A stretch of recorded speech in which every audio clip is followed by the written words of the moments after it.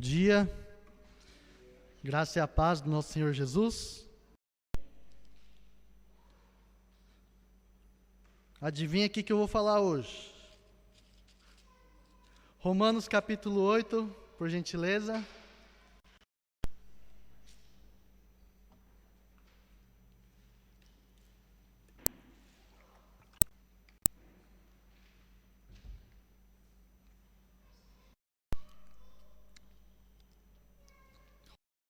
Capítulo 8. Vamos fazer a leitura do versículo 5 até o versículo 11.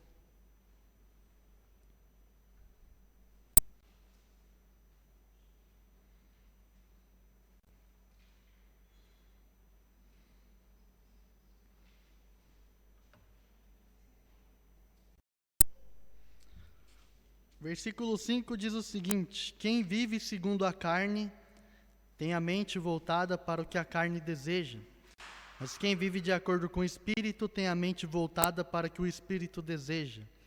A mentalidade da carne é morte, mas a mentalidade do Espírito é vida e paz. A mentalidade da carne é inimiga de Deus porque não submete à lei de Deus e nem pode fazê-lo. Dominado pela carne não pode agradar a Deus. Entretanto, vocês não estão sob o domínio da carne, mas do Espírito, se de fato o Espírito de Deus habita em vocês. Se alguém não tem o Espírito de Cristo, não pertence a Cristo. Mas se Cristo está em vocês, o corpo está morto por causa do pecado, mas o Espírito está vivo por causa da justiça. E se o Espírito daquele que ressuscitou Jesus dentre os mortos habita em vocês, aquele que ressuscitou a Cristo dentre os mortos também dará vida a seus corpos mortais por meio do seu Espírito que habita em vocês. Seguimos aí com a nossa meditação da carta de Paulo aos Romanos e finalmente chegamos no capítulo 8, depois de uma longa caminhada, depois de uma longa perseverança. Nós vimos aí que a partir do capítulo 6, Paulo começa a falar sobre a nossa vida de santidade, sobre os caminhos da santidade na vida do cristão, onde ele começa abordando sobre a questão de que nós somos libertos do pecado, nós somos livres do pecado, porque no passado éramos escravos do pecado, nós não tínhamos outra escolha. Nós, em Cristo, morremos para nós mesmos e morremos para o pecado. Nós morremos em Cristo a fim de sermos livres da lei do pecado. Capítulo 7, Paulo vai falar que nós somos livres da lei, porque a lei foi imposta por Deus através dos 10 mandamentos e nós estamos presos à lei enquanto estivermos vivos. Nós temos obrigação para com a lei enquanto estivermos. E aí Paulo faz a comparação de um casamento, onde nós apenas seremos livres para casar com o outro, se o nosso marido morre. A igreja é a mulher e o marido é a lei. É um marido perfeito, é um marido rico, também é um marido que só aponta os erros. E nós somos como aquela esposa desastrada, que derruba copo, que faz e a gente não consegue agradar o nosso marido. Qual a solução? Seria o marido morrer para a gente poder casar com outro, né? Mas Paulo foge da sua analogia e fala que morre a mulher, porque a igreja morre. Nós morremos e somos livres para casar com outro marido, que esse outro marido é Jesus. Então, quando casamos com Jesus, nós somos livres da lei. E aí nós podemos vencer o domínio da lei em Cristo Jesus. E por fim, o capítulo 8 nos aborda sobre a nossa vitória, porque nós somos livres da morte. A morte não tem mais poder sobre a vida do cristão. A morte ela não prevalece mais sobre nós. Acabamos de ler que se Cristo está em nós, o nosso corpo físico está morto por causa do pecado. Mas nós somos vivificados no Espírito. através do Espírito Santo. Nós vamos entender melhor isso. Ele começa dizendo que nós falamos há 2 domingos atrás sobre a nossa plenitude, sobre a nossa liberdade que nós temos quando o Espírito Santo vem habitar em nós, quando nós estamos em Cristo. Portanto, agora, quem está em Cristo, não há nenhuma condenação.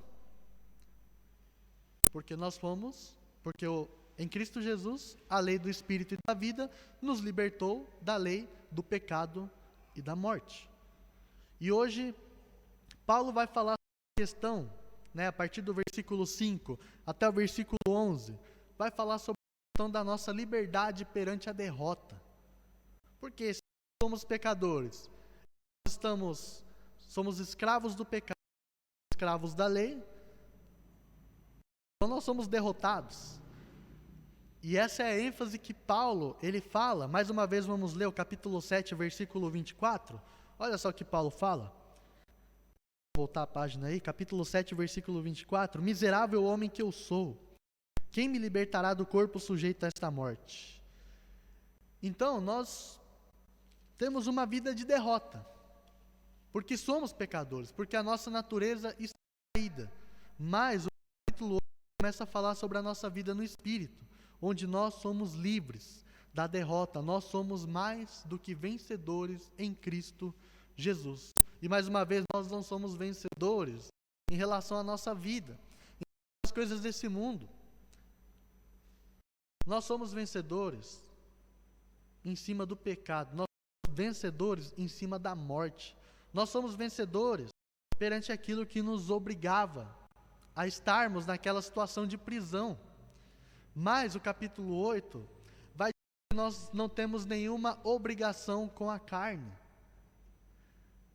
É interessante pensar nisso. Porque se nós morremos, não existe lei que nos obrigue a nada. Foi isso que Paulo disse a partir do capítulo 6. Morremos em Cristo. Capítulo 7, morremos em Cristo.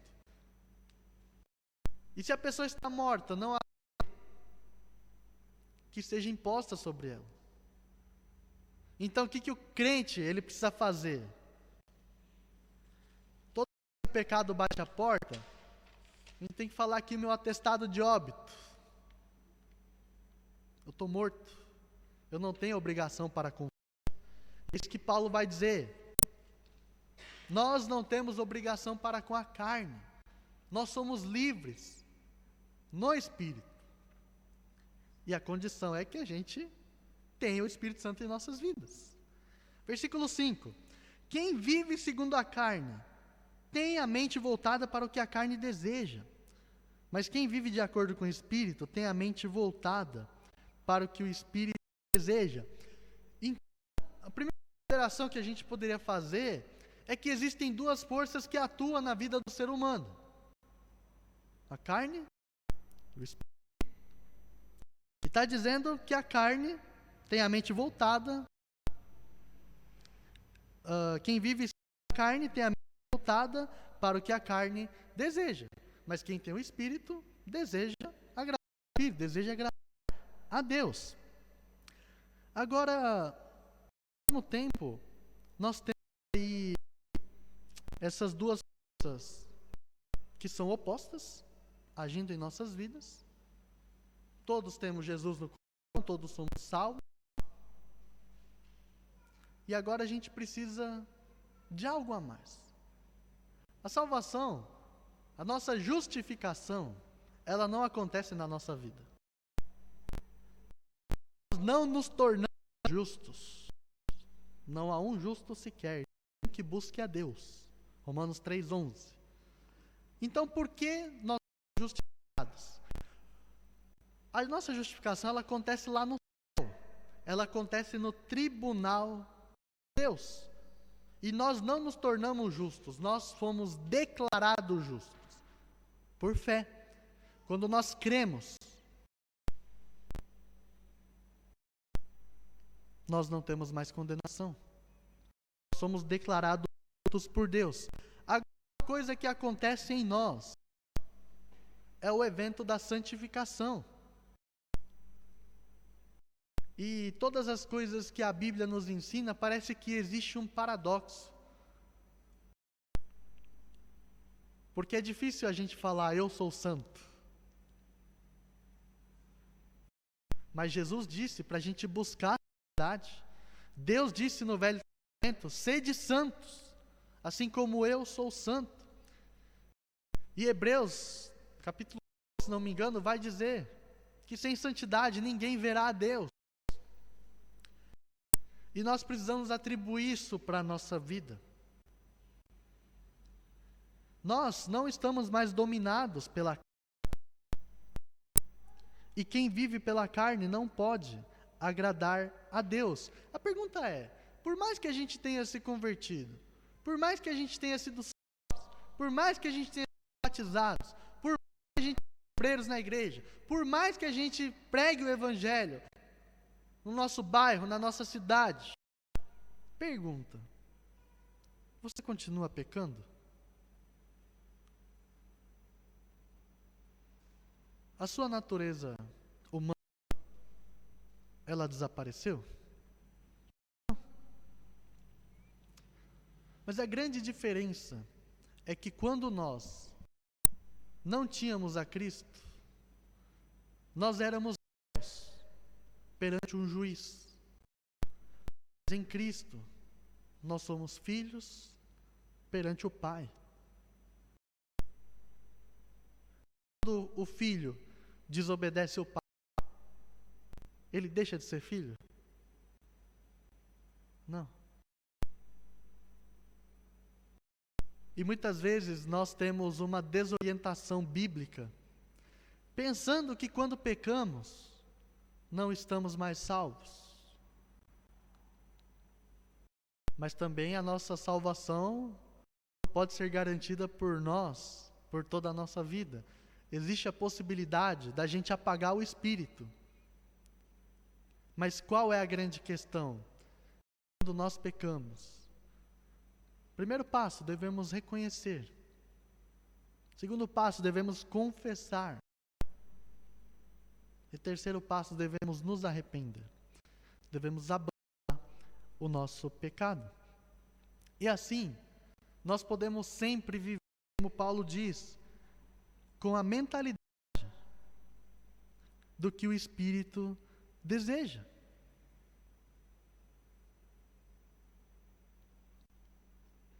Então, existem duas forças atuando sobre nossas vidas: o Espírito e a carne. Quem vai ganhar essa luta? Quem vai ganhar essa batalha? Aquela que a gente mais alimentar. Aquela que a gente se predispor a viver. Por acaso, existe a possibilidade do cristão ver o que não deve ver, ouvir o que não deve ouvir, falar o que não deve falar, pensar no que não deve pensar, ir para os lugares onde não deveria ir, e ter uma vida de devoção a Deus, ter uma vida piedosa? Não, é impossível. Mas o que Paulo está querendo dizer para nós é que o Espírito Santo ele nos dispõe para vivermos em santidade. O Espírito Santo ele pode transformar nossa mente, ele pode mudar aquilo que está dentro de nós, para que a gente possa viver para agradar a Deus. Por isso que o versículo 4 fala: a fim de que as justas exigências da lei fossem plenamente satisfeitas em nós, que não vivemos segundo a carne, mas segundo o Espírito. Por quê? Porque por nós não conseguimos cumprir a lei. Nós não agradamos a Deus por nós mesmos. Mas quando nós estamos em Cristo e nós recebemos o Espírito Santo, nós temos a ação santificadora dele em nossas vidas. E é ele que nos capacita para o quê? Para obedecer à lei. A gente não é santificado para a gente fazer o que a gente acha que deve fazer, mas nós somos capacitados a cumprir a lei. a fim de que as justas exigências da lei fossem plenamente satisfeitas em nós.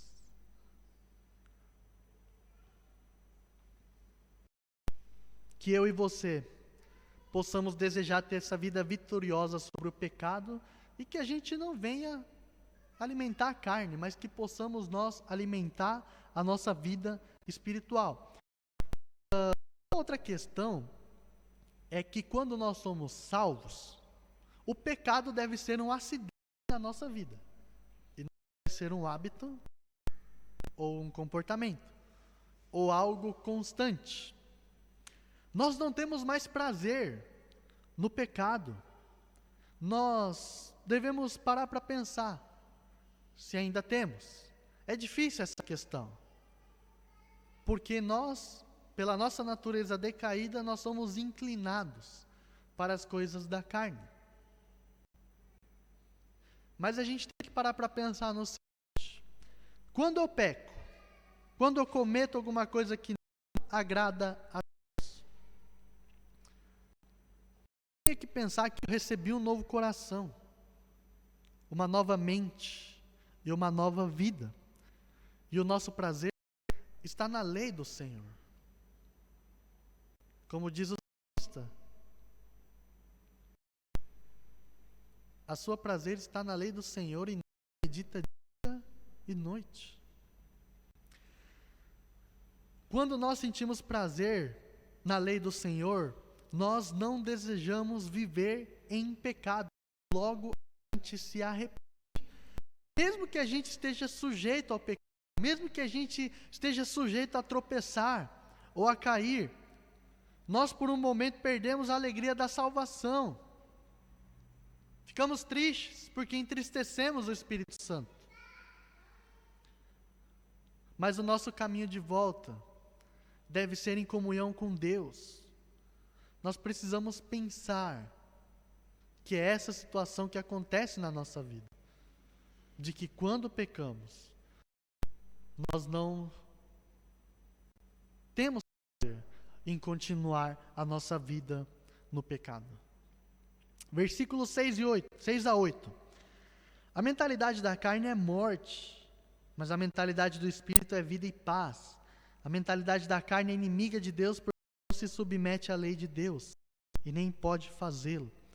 Quem é dominado pela carne não pode agradar a Deus. Assim como nós temos duas forças antagônicas, duas forças contrárias agindo em nossas vidas, nós temos também duas consequências opostas a serem cumpridas na nossa vida. Cada escolha nos remete a uma consequência. Se nós vivemos no Espírito, nós vamos colher o que o Espírito nos oferece. E se nós vivemos na carne, nós vamos colher o que a carne nos oferece. A mentalidade da carne é morte.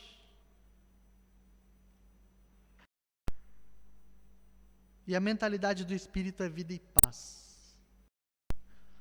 Se nós vivemos na carne, nós colhemos o quê? Morte. Se nós vivermos no Espírito, nós colhemos vida e paz. Você tem sentido paz na sua vida? Você tem se sentido vivo desde que você conheceu a Cristo? Você tem sentido que tem colhido as bênçãos que nós temos no Espírito de Deus? E ele continua dizendo que a mentalidade da carne é inimiga de Deus. Se nós alimentamos a carne, nós declaramos através da nossa vida que nós somos inimigos de Deus, que nós fazemos aquilo que Ele não agrada. Porém, o outro lado, porque não se submete à lei de Deus, nem pode fazê-lo. Quem é dominado pela carne não pode agradar a Deus. Esse versículo é interessante, porque isso quebra os paradigmas do ser humano. Isso chancela a teologia reformada. quando fala que nós não podemos ser salvos pelas obras. Quando nós olhamos para os 10 mandamentos, quando nós olhamos para a palavra de Deus, quando nós somos convertidos, temos uma vida transformada, qual é o pensamento automático? Que eu preciso obedecer, e isso é bom, realmente, mas o problema é que a gente se força no sentido de querer obedecer com a força do nosso braço. A gente tenta fazer as coisas para mostrar para os outros, porque o nosso coração é inclinado para o mal. A gente pensa que a gente vai vencer com aquilo que nós somos, com aquilo que nós temos e com aquilo que nós podemos oferecer a Deus. E não é isso. Por mais que eu seja bom, por mais que eu seja bondoso, por mais que eu seja piedoso, por mais que eu seja santo, por mais que eu seja generoso, ajude os necessitados,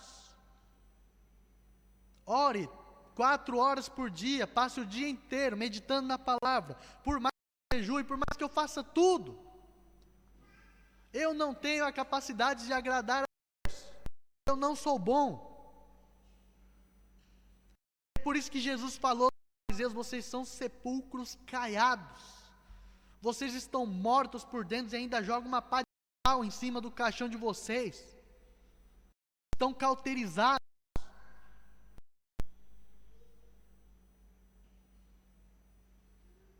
Queira Deus quebrar a nossa mentalidade de que nós somos bons. Nós não temos nada a oferecer a Ele. Por mais que a gente se esforce, por mais que a gente faça, a gente busque querer agradar a Deus com o nosso ser, nunca será suficiente. Só será satisfeito as exigências da lei em nossas vidas quando estamos em Cristo. Porque é em Cristo que não há nenhuma condenação.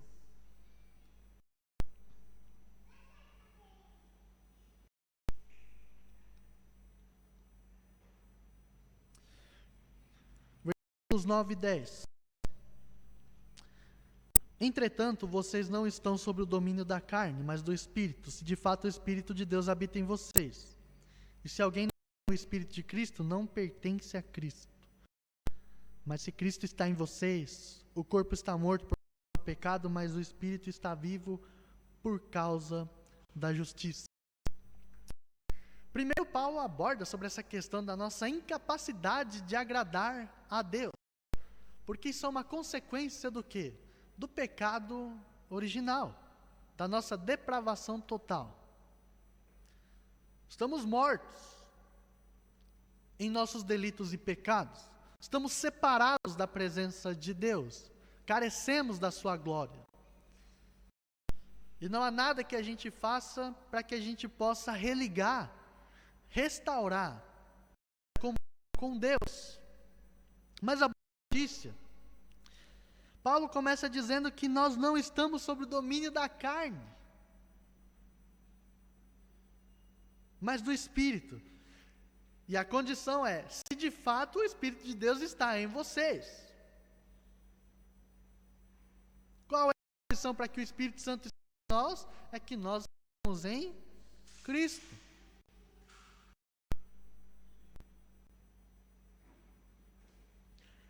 E aqui nós vemos que quando nós temos a presença do Espírito Santo, não temos mais o domínio da carne sobre as nossas vidas. E esse é o desafio para os cristãos, esse é o desafio para a igreja, de sempre estar cheio da presença do Espírito Santo. Porque infelizmente nós somos engolidos pela nossa rotina, pelas nossas preocupações, pelas nossas necessidades, pelos nossos desejos, pelas nossas intenções. Nós somos engolidos pelas pessoas ao nosso redor. Nós somos influenciados pelas coisas, pelas propostas desse mundo. Mas qual é o grande poder do Espírito Santo sobre nossas vidas? É nos santificar, é nos trazer pureza, é nos dar a capacidade de termos uma vida que agrada a Deus. Quando a gente fala do Espírito Santo, tem uns cristãos que ficam com medo.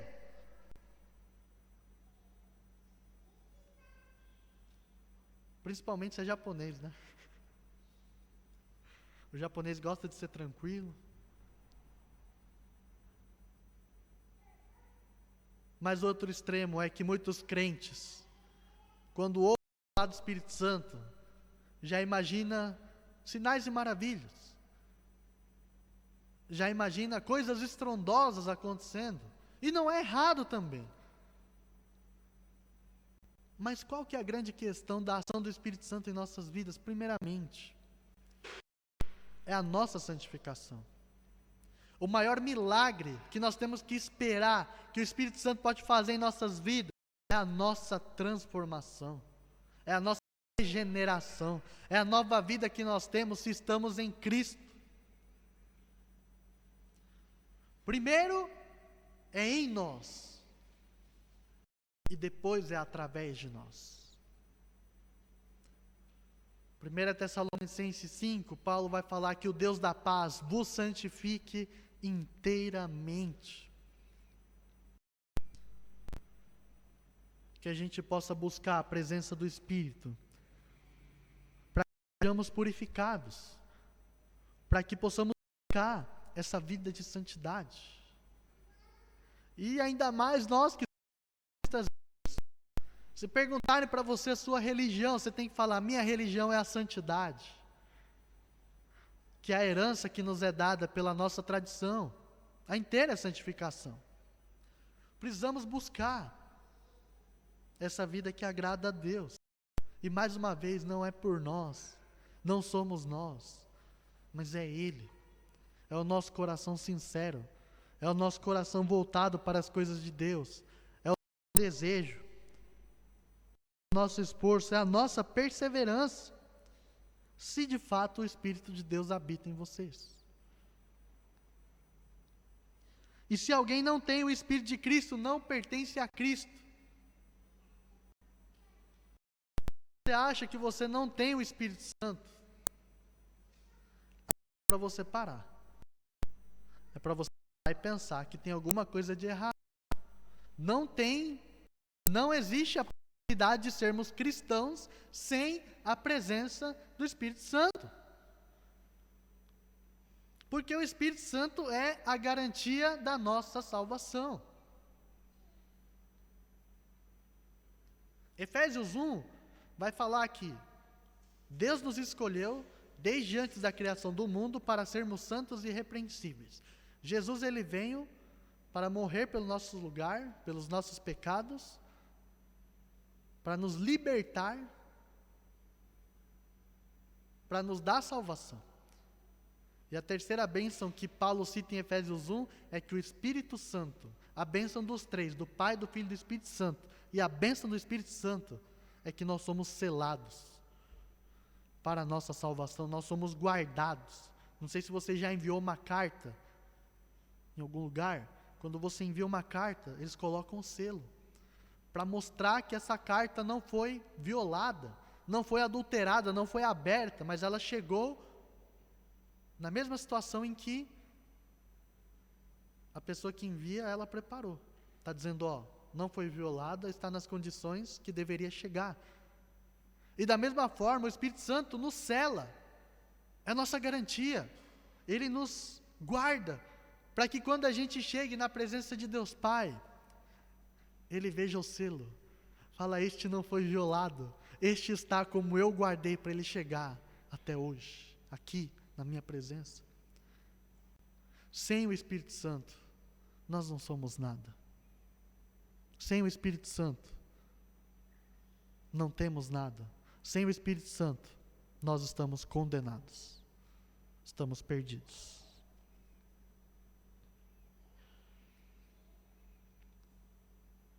Mas se Cristo está em vocês,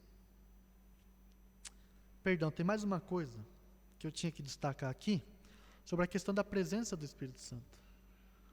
Porque isso era a obra de Deus, desde o Antigo Testamento. Deus já tinha planejado, e Ele nos demonstrou, sabe como? Através do tabernáculo. Êxodo 25:8.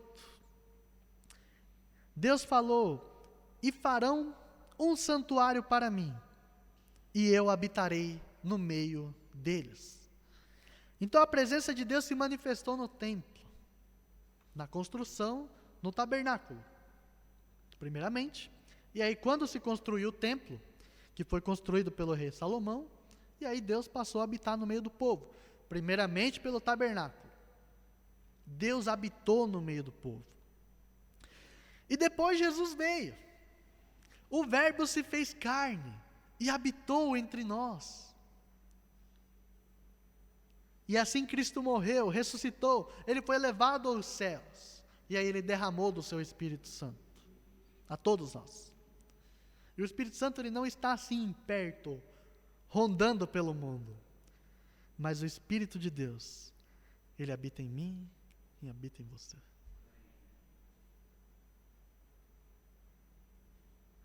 O Pai habitou na humanidade. O Filho habitou na humanidade. E o Espírito Santo veio para a humanidade. E pelo Espírito Santo, como diz o pastor, nós recebemos o pacote. Vem Jesus, vem o Espírito Santo e vem Deus Pai. Isso é uma verdade sublime. É uma verdade maravilhosa, sabe por quê? Porque no Velho Testamento também, em 2 Crônicas 6,18, fala que nem o céu dos céus pode ser suficiente para ele morar. Nem os céus dos céus é suficiente para que seja formada a casa de Deus. E nós somos templo, nós somos santuários do Espírito Santo. O Deus Todo-Poderoso habita dentro de nós. Somos morada de Deus. E a última coisa que eu gostaria de destacar nessa manhã está no versículo 11, que o Espírito Santo nos dará vida aos nossos corpos mortais.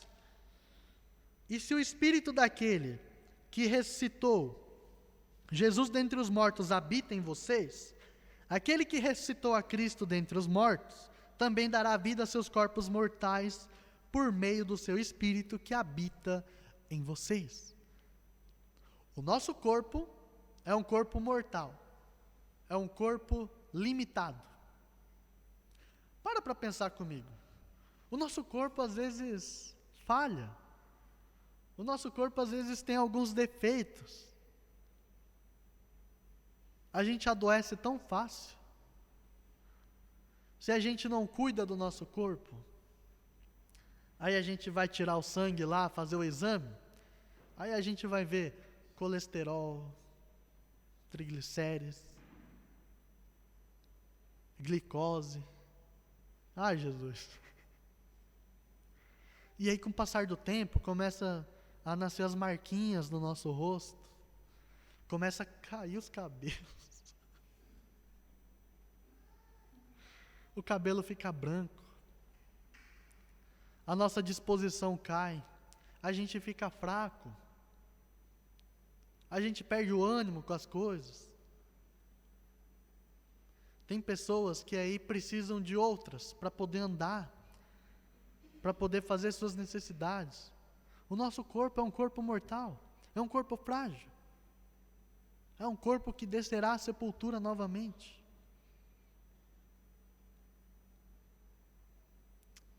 Mas quando Cristo habita em nós, quando o Espírito Santo habita em nós, o nosso espírito não está morto. O Espírito Santo vivifica a nossa vida espiritual, ele nos dá vida. E aí, mais uma vez, ele garante, além da nossa salvação, além de ser a garantia de que nós chegaremos à presença do Deus Pai, ele também garante que da mesma forma que Jesus foi ressuscitado dentre os mortos, nós também seremos ressuscitados com ele, quando Jesus voltar. Na verdade, assim, se a gente morrer antes de Jesus voltar, o nosso corpo será ressuscitado. E se a gente estiver vivo, nós seremos o quê? Arrebatados.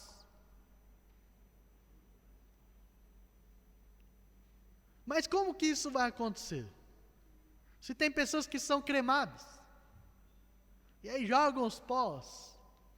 Nós já vimos essa história no Vale dos Ossos Secos. Quando Jesus voltar, Ele voltará em glória. E nós seremos manifestados com Ele em glória. O Espírito Santo não é somente a garantia de que nós seremos salvos, mas nós temos a garantia de que os nossos corpos mortais serão ressuscitados. O corpo mortal está morto, mas o Espírito tem vida. Nós também poderemos experimentar a gloriosa ressurreição de Cristo. E a partir desse momento, nós estamos olhando para a vida além do túmulo. O Espírito Santo nos dá a garantia de que mesmo descendo para a sepultura, o nosso corpo irá ressuscitar. De que maneira? Não será esse mesmo corpo, mas será um corpo glorioso. Será um corpo incorruptível. Será um corpo imortal. Será um corpo poderoso, um corpo espiritual, um corpo celestial e um corpo semelhante ao corpo da glória do Senhor Jesus. Nós ressuscitaremos em glória, nós ressuscitaremos em poder. Nós temos a garantia de que tudo isso vai acontecer por meio do Espírito Santo. Louvado seja Deus, porque nós somos livres da morte, porque nós podemos vencer a morte. E é por isso que no final do capítulo 8, Paulo vai dizer que nem vida e nem morte nos separará do amor de Deus que está em Cristo Jesus. Que eu e você possamos carregar essas verdades no nosso coração. Que eu e você possamos nos alegrar sempre em Cristo, onde nós não temos mais condenação. E que eu e você possamos nos esforçar para a gente poder viver no Espírito, para a gente alimentar o nosso Espírito, para que assim a gente possa ter o selo da garantia de que nós, primeiramente, poderemos ser salvos, estarmos na presença do nosso glorioso Redentor, e que também nós poderemos experimentar a gloriosa ressurreição de Cristo em nossas vidas. Que essa seja a esperança da nossa vida e a nossa alegria como filhos de Deus. Amém? Vamos fazer uma oração? Senhor Jesus, nós te agradecemos pela porção da Tua palavra. Nós te damos graças, Senhor, porque nós podemos conhecer mais de quem o Senhor é, e nós podemos saber mais de quem nós somos, e nós podemos conhecer as Tuas promessas, podemos conhecer as Tuas bênçãos, podemos conhecer tudo aquilo que o Senhor pode fazer em nossas vidas, aquela obra maravilhosa e sublime que o Senhor já começou em todos nós. Pai, nós te agradecemos pela grandeza que o Senhor tem, nós te agradecemos porque mesmo nós tendo sido pecadores, mesmo nós tendo inimizade com o Senhor, mesmo nós estando mortos espiritualmente, afastados e separados da Tua presença, nós temos, Pai, a boa notícia da salvação. Nós temos, Pai, a presença do Espírito Santo que pode nos dar uma nova vida, que pode nos dar uma nova mente, que pode nos dar um novo coração. Queremos, Pai, nos arrepender dos nossos pecados. Queremos, Senhor, abandonar os nossos erros. Queremos, Senhor, viver essa nova vida que nós temos em Cristo. Pedimos pela Tua misericórdia, pedimos pela Tua graça, para que assim a gente possa se esforçar, para que assim a gente possa, no Senhor, sermos santificados, Pai. A gente permita que o Espírito Santo possa atuar em nossas vidas, para que a nossa mentalidade esteja voltada ao Senhor. Nos ajude, Pai, nesse mundo que nos dá tantas propostas, nesse mundo, Pai, que é perverso, nesse mundo que jaz o maligno, nesse mundo, Pai, que nos convida a nos assentar às mesas dos escarnecedores, Senhor. Nos ajude a buscarmos uma vida de santidade. Nos ajude a sermos separados, Senhor, das coisas desse mundo, para que a gente possa experimentar a gloriosa presença de Cristo Jesus. Que o Teu Espírito Santo possa habitar em nós, que possamos crer nessa verdade, que da mesma forma que nós cremos que somos salvos, a fim de que sejamos justificados, Senhor, nós possamos crer que o Senhor pode nos santificar, e assim a gente possa caminhar para honrar e glorificar o Teu santo nome, e que nem morte, nem vida, nada nesse mundo possa nos separar do Teu amor que está em Cristo Jesus. Obrigado, Senhor, por mais esse culto, por esse momento de comunhão, esse tempo de louvor, tudo aquilo que a gente pôde entregar a Ti, que o Senhor se alegre com as nossas vidas, e oramos por mais uma semana na Tua presença. Consagramos tudo o que vai acontecer, Pai, seja com as nossas necessidades, suprindo tudo aquilo que nós temos. O Senhor conhece as lutas, conhece as dificuldades de cada um, e eu venho pedir que a Tua poderosa mão possa estar operando ao nosso favor, Deus, que possamos assim nos alegrar na Tua presença, crendo que é o Senhor, o Deus provedor de todas as coisas, Pai. Seja com o nosso trabalho, com nossos estudos, com os cuidados, Senhor, com o nosso lar, com a nossa casa, com a nossa família, seja com a nossa vida também, com as pessoas do nosso entorno, que possamos ser luz, que possamos refletir a imagem de Cristo através das nossas vidas e que assim possamos alegrar ao Senhor. Que possamos ter um domingo na Tua presença, cuida e guarda a nossa volta para as nossas casas e que em todas as coisas o Senhor seja glorificado. Por tudo eu oro e Te agradeço em nome de Jesus. Amém.